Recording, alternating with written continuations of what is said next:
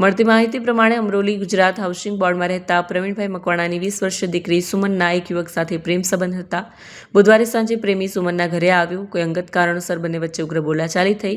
વાત વણસી કે સુમને ફિનાઇલ પીવાની કોશિશ કરી, પરંતુ નાના પ્રેમીએ બોટલ છૂટવી પોતે જ ફિનાઇલ પી લીધું. તાપી નદીના કાંઠે એક પ્રેમ કથા દુઃખદ અંતર ફળી છે.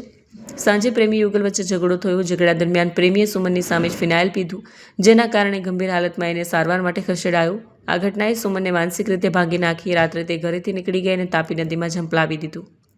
ગુરુવારે સવારે કોઝવે નજીકથી સુમનનો મૃતદેહ મળ્યો, જેનાથી સમગ્ર વિસ્તારમાં ચકચાર મચી છે. આ ઘટનાએ યુવા પ્રેમી યુગલોમાં માનસિક તણાવ અને નિરાશાના મુદ્દાને ફરી એકવાર ઉજાગર કર્યો છે. દીકરીના મોત સમાચાર સાંભળતા જ પરિવાર પાયમાલ થઈ ગયો છે. પિતા પ્રવીણભાઈની માનસિક સ્થિતિ કઠડી છે.